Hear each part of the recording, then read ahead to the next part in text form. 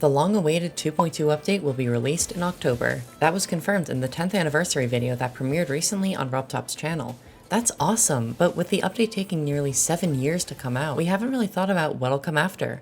What is RobTop planning? What'll happen to Geometry Dash and its community? What will happen after 2.2? Rob has sent 12,000 messages in the official GD Discord and has revealed quite a lot over the years. For starters, remember the 2.11 update? It was mostly for bug fixes after 2.1, but includes some smaller features like demon subratings, the community shop, and the weekly demon tab. RobTop has confirmed that a similar update will come after 2.2, update 2.21. The plan is to roll out this bug fix update pretty quick so that we'll all be able to enjoy 2.2 as much as possible. In 2.21, there will certainly be some smaller features as well. He's already confirmed that Versus Mode, a long-awaited 2.2 feature, will be arriving in 2.21 instead, or an update soon after, to give him more time to get everything working. But will we see other new features as well in this mini update? It's certainly possible. Maybe we'll get another shop, some new icons, or some other fun secrets. There's really no way of knowing, but we'll certainly find out eventually. Around this time, RobTop might also start working on the first steps of putting together a real development team. He's always been a one-man show, doing everything from the programming to the art all alone on the Swedish farm he lives on. But with the game getting bigger and bigger, people often ask whether he'll ever hire some people, maybe even some community members like Colin or Absolute. Will RobTopGames ever become an actual development studio? Well, Rob's actually spoken on this a little bit. He's told us that putting together a team is unfortunately not as easy of a task as so many people think. You have to put out job advertisements, find the right people, and teach them the codebase. Learning the frameworks and how all the different company systems work together is quite a difficult task, especially when you're working within specific guidelines. RobTop does want to get a couple developers to help him out, but who knows when that'll be. Now, of course, there's a much bigger question here. What will happen with 2.3, the next major update after 2.2? Just to get this out of the way, no, 2.3 will not be a repeat of 2.2, or at least that's not the plan. RobTop has a new system he's planning on using to make updates for the future. With 2.2, he worked on countless features at once, trying to fit everything together without the whole thing falling apart, which is a huge struggle. This is why it took so long, even after all the updates had been implemented. There were just so many new systems that fixing issues just created other new issues that then had to be solved. But with 2.3 and beyond, his development process will be much more streamlined. He'll work on features one by one, only moving on to the next when the current is fully complete. This way, once a certain amount of time passes from the start of development, he can release the update. This way, nothing will get too out of hand. He's mentioned that he wants feature updates to take around 6 months, which gives enough time for exciting features to be developed without being so long that the community gets angry at him. We don't know everything there is to know about 2.3, but a couple features of the update have been revealed. The main focus is going to be a new custom art system. Just like you can include custom Newgrounds songs in your levels as of now, you'll be able to create your own art, whatever it might be, and attach it to your level so that when people play it, they'll see the art. This can likely be anything from block designs to backgrounds. The one catch is that there will be a whitelist system. You won't be able to just make something in Photoshop and immediately add it to the game. There'll be a system where RobTop or somebody else will approve the art for use in the game. This will prevent online levels from using things that aren't appropriate. RobTop has talked about some other new features too, like a platformer mode exclusive game mode, which he's even shared some concept art for. It's hard to tell what the function of this new game mode will be. My only real guess is that it'll jump around and smash things or something like that, something that just isn't applicable to regular levels. Rob has also mentioned that he'd like to do some Twitch live streams and add suggested features and sound effects on the fly. So somebody in the live chat can be like, hey, can you add a button to randomize your icons?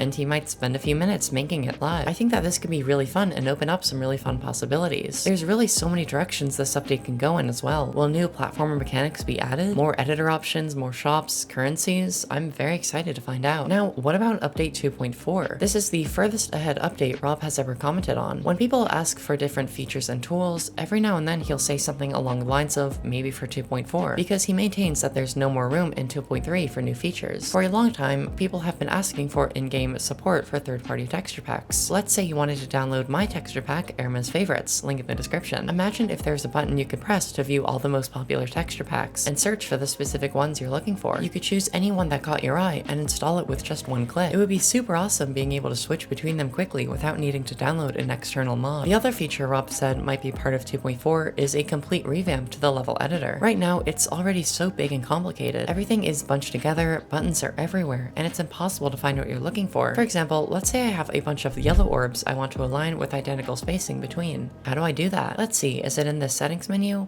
Well, no, I don't see it anywhere. What about in these little settings on the right? no, nothing there either.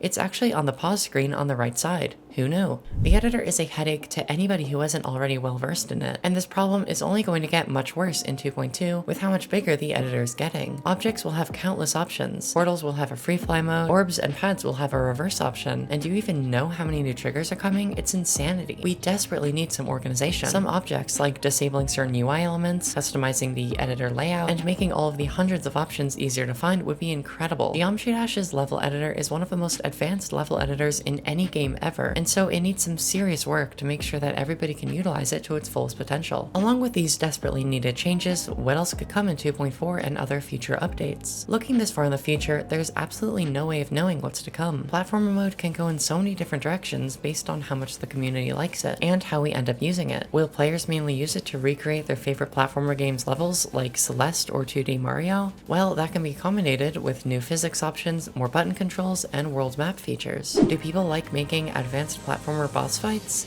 That can also be arranged with easier movement, rotation, and sequencing options. What about puzzle levels, speedrunning, and everything else that a 2D game engine can do? RobTop can add almost anything he wants to the game, and he'll go in whatever direction the community wants. There's another huge topic that gets a decent amount of discussion, but I think it's something worth talking much more about: the current level rating system. Now, I won't go super in-depth today, as many videos on the subject are already out there, but I do want to talk about it specifically in the context of GD's long-term future. The system, which involves in-game moderators setting levels they like to RobTop, who then decides whether to give them a star rating, was implemented a long time ago. So the system didn't have to be big enough to handle nearly as many creators as there are today. The system as we know it is just getting overwhelmed, with new creators having to jump through hoops and get lucky just to get that one little UFO achievement. This will get far worse when 2.2 and future updates come out, since each one will bring countless new players to the game, and therefore many new prospective creators. At some point or another, the rating system really needs a rework, but should it just be a few minor changes, like giving more people, say elder moderators, the power to rate levels?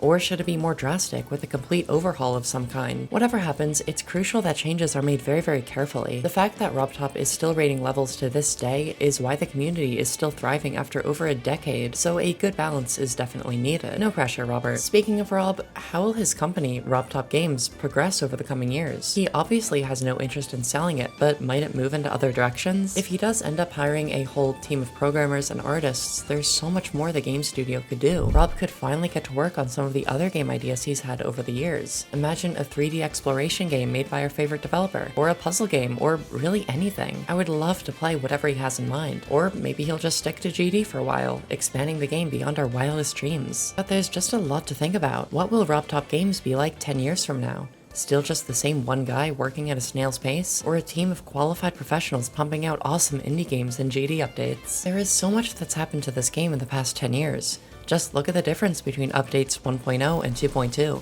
It's two entirely different platformers. One is just a silly little square jumping over some simple blocks and spikes, while the other is practically its own game engine, allowing creators to do absolutely anything they can dream of, and making some of the best pieces of art I've ever seen. But if we keep looking ahead, what will Update 3.0 look like? Will we ever see Geometry Dash 4.0? With how much creators and players alike are able to accomplish already, how incredible will we as a community become many years and many updates from now? Imagine watching an awesome new FPS game with HD graphics, only to realize that it's just a Geometry Dash level, or seeing the new Shrek in interactive Ultra 4D and seeing Sputnik's logo at the end. How many game modes will there be? And will Geometry Dash even be still alive? What will the level editor look like? How many icons will there be to unlock? And even more than that, will RobTop ever retire or hand the game off to somebody else?